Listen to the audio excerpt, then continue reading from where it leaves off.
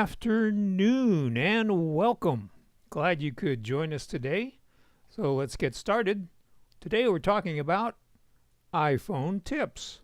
How to better utilize your iPhone on Go for Lunch for February 25th, 2025. We got two 25s in there today.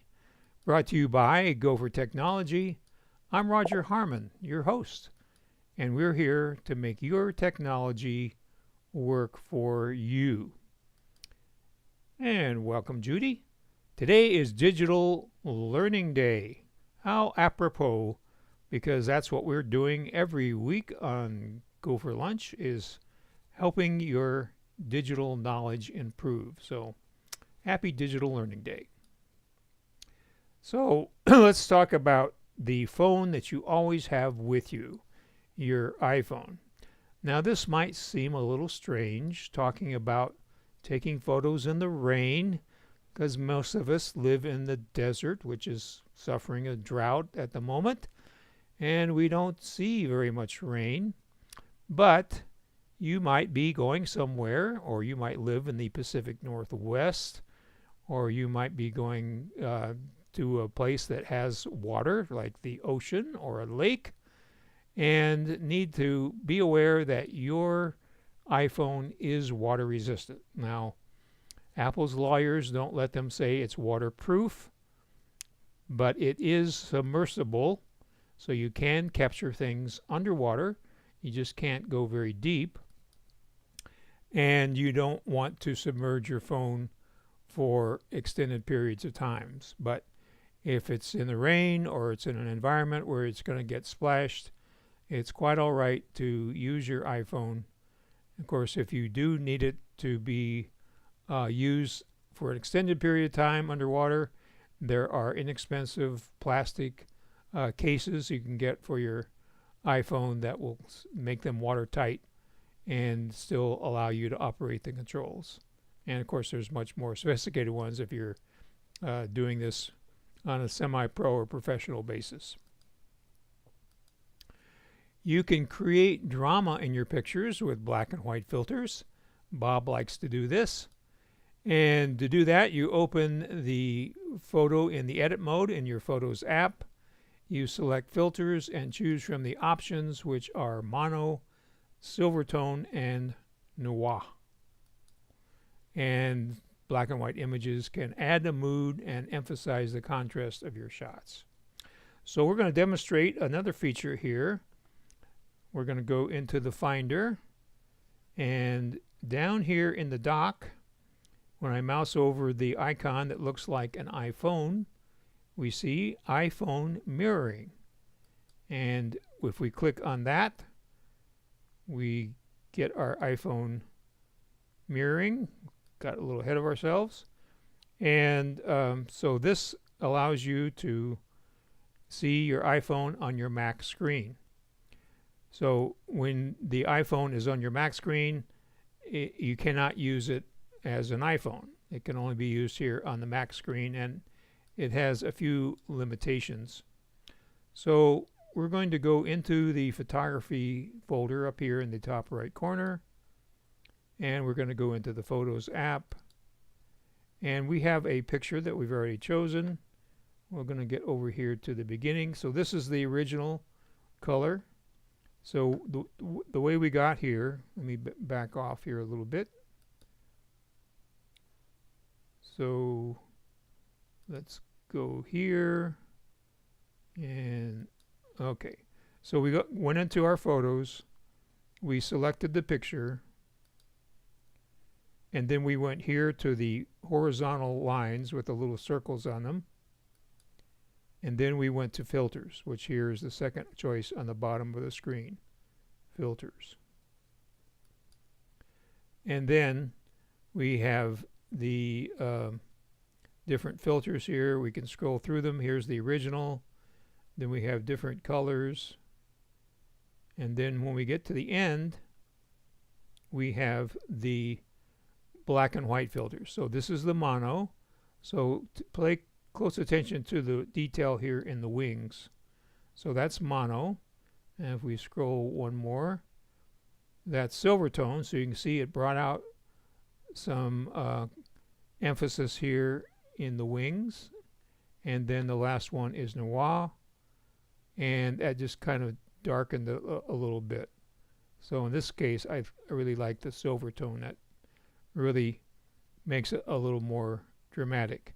So that's how you can do black and white to enhance the mood and the contrast in your shots. So let's talk about selfie sticks for smoother shots. So your selfie stick can actually improve your travel and any photos, even at parties or any event. I like to use a selfie stick if I'm in a crowd, like at a parade, for example. If I was at the Fiesta de los Vaqueros parade last Thursday, I'd be using my selfie stick to get my camera, my iPhone, up above the crowd so I can see what was going on the street. And it also, of course, helps you capture better selfies. So let's look at a selfie stick here. So I have one right here. Now this one, I would recommend getting one that has the tripod at the base. And of course that folds in, and without even using it as a selfie stick, it makes a very nice handle. As you can see. Now another nice thing that you want to look for in a selfie stick is if it has a Bluetooth remote. So right here, I'm going to slip it out, is the Bluetooth remote. So you can set the selfie stick, especially with the tripod, at a distance and get in the picture and use the remote. And of course, the whole idea of a selfie stick is it's got the telescoping feature here, so you can get up above the crowd. You can also go the opposite way and put it so it's down close to the ground, which would be a good way to get a shot, for example, a reflection where you've got some water out in front of you and a scene that's reflecting on the water. That way you can capture that without having to get down on your hands and knees. So a selfie stick is a great accessory to improve your photography. Now, I don't know, I didn't take the time to check, but if I was going to buy one now, I would look for one that it's all metal. That you're trying. This is plastic, and it's pretty sturdy, but you could break these tripod legs off fairly easily. So look for one that's all metal if you see one like that. So that's how you can use your selfie stick. You can also use your watch as a remote control. So it's a handy tool for triggering your iPhone's camera remotely. So on your watch it's called Camera Remote, and you can get the perfect shot without having to touch your phone. Also, if you're taking a picture in a low light situation, you can, and you have your camera propped up or on a tripod, you can use your watch so you're not actually touching the camera, which would cause it to move and maybe give you a little blur. So you can have a stable camera and trigger it with your watch or with your selfie Bluetooth remote. So this is, of course, especially useful when you want to get inside a group picture. You can set your camera up and then go into the group and then just subtly hit your watch and take a picture. So let's see how that works. So here's our camera. So I don't know if you can read this here, but it says iPhone in use. This iPhone is being used from Rogers M1 Mini. So I have to get it out of the mode just by swiping up here, and that's where we were. So we're going to go back here and we're going to go to the camera. Okay, so here's our little friend smiley. So now I'm going to go to my watch, hit the digital crown, and then we have the camera remote. And now you see I have the same picture on my watch as on the iPhone. And then here in the bottom it says 3S for 3 seconds, so it has a built-in timer which you can turn off, but that would be handy because you can hit your watch and then kind of hide your hand. So there it goes, it flashes, and it takes a picture. I don't know if you heard that, but it seems like it took a burst. And I couldn't see any way to turn that off, so that's kind of interesting that they do that. But your watch can be used as a remote, which is very handy. So you can also use the timer function for better selfies. That gives you more time to compose your shot, and it, alleviates that arm stretched look, which is, kind of awkward. You always want to use the 10-second timer instead of the 3-second timer to give you more time to compose your shot. So when you're using the ultra wide lens, you can fix distortion when that's the 0.5 ultra wide lens by simply stepping back away from your subject. So the lens is more prone to distortion when you're really too close. So just step back and you'll get a little better composition. A little difference, a little distance makes a lot of difference. So kind of the opposite, when you're using, when you're needing to zoom in, if you can, walk in instead of zooming in. Now this is, so you need to get closer to your subject and let your feet do the zooming instead of your digital zoom. Now, if you're using your optical zoom, so on some phones it's going to be a 2x optical zoom, and other phones it's going to be a 5x optical zoom. So if you can use those, that's fine. But if you have to go beyond that, then you're in the digital zoom realm, and that can cause pixelization and loss of detail. So avoid the digital zoom if you can. Now, of course, if you're at the zoo and you're taking pictures of the gorillas, you can't get any closer than the fence. So you're going to have to use maybe the digital zoom and put up with a little loss of detail. But when you can, walk closer and don't get your digital zoom involved if at all possible. So also moving closer with the 1x lens will give you a sharper, crisper image as opposed to the telephoto. So the 1x wide angle lens is great for sharp night shots. So for the sharpest, clearest shots at night, stick with that 1x wide angle lens, and it offers superior low light performance compared to the telephoto lenses, and it's especially effective for cityscapes and landscape shots. So make sure you use that 1x lens for those kinds of situations. So you can upgrade your time-lapse game with Blackmagic. So when you use your iPhone camera app for time-lapse, if you take a time-lapse for 30 minutes or you take a time-lapse for an hour, the result is always going to be 30 seconds. There's no way to change that on the Apple built-in camera app. So if you want to have more flexibility, you can download the free Blackmagic camera app from the App Store, and it will allow you to set the speed, the frame rate, and the exposure, among other things. So I'm going to lock my iPhone here, and we're going to go back and use the iPhone mirroring. And there it is, and it's telling us, so we're going to click on the bar here at the bottom to get to the home screen, go back to our photography folder, and the black magic icon is the blue background with the lens graphic.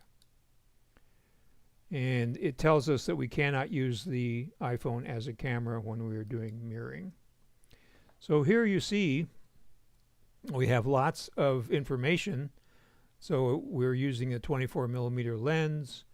It's 24 frames a second. This will shoot video as well as stills. You can have your shutter speed is 125, your f-stop is 1.8, your ISO is 588, your white balance is 4470 Kelvin, and your tint is 13. As you can see, we've got more controls here. And down here it tells us how much time we can shoot video. Actually, I guess this is only video now that I'm stopping to think about it. But of course, time-lapse is a video. So to set up a time-lapse, you go down here in the Blackmagic app to the gear in the lower right-hand corner. And the fifth item down here says time-lapse recording. And you simply click it on. So it's blue. And now you can shoot a time-lapse of any length you want, and it will be longer than what you can do on your iPhone.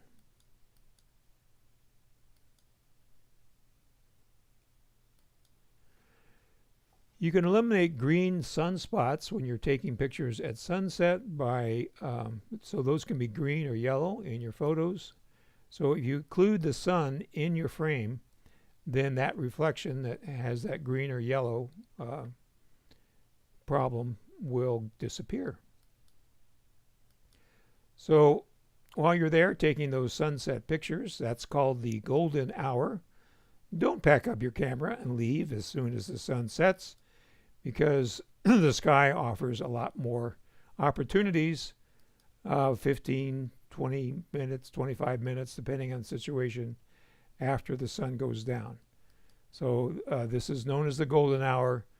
It's the perfect time for rich, warm photos. Even portraits, people's faces look great in the golden hour. So use that golden hour to your advantage after the sun sets. So that brings us to questions and comments. So if you haven't already, put those there in the comment section on the right-hand side of your screen. And do me a favor, share our YouTube videos and the GoFor Gazette that comes to you every Monday morning in your email inbox about 7 o'clock.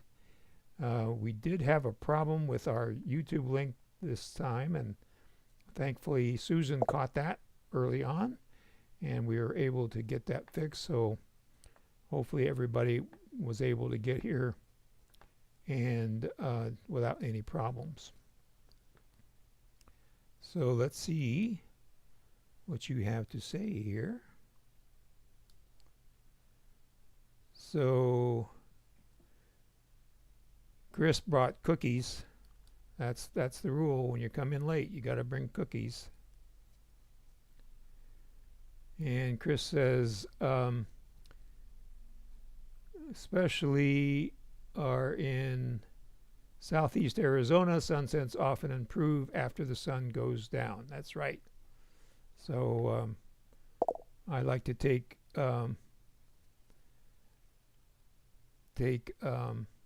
sunset pictures here and in Mexico over the Sea of Cortez. And Susan, again, thank you for catching that little problem that we did get fixed. So it turned to be out a problem on the side of Direct Mail, which is the company we use to produce and distribute the newsletter. So they were very quick about fixing it, and so I appreciate Susan alerting me to it and Direct Mail in fixing it in a expedient manner. Thank you for the 2 thumbs up. If anybody else wants to give us a thumbs up, that's great.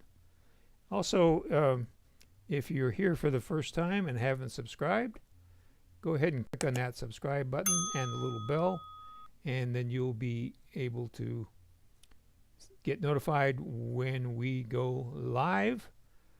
And if you think of anything that you'd like to know about, or if you have any iPhone tips, we'll be doing another one of these in the near future. If you have any that you'd like to add and help all of us out, that would be great.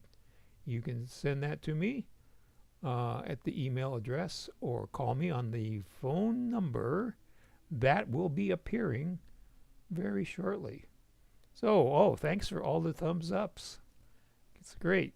So glad to see you here. Join us again next Tuesday at high noon for another Go for Lunch, and have a great week.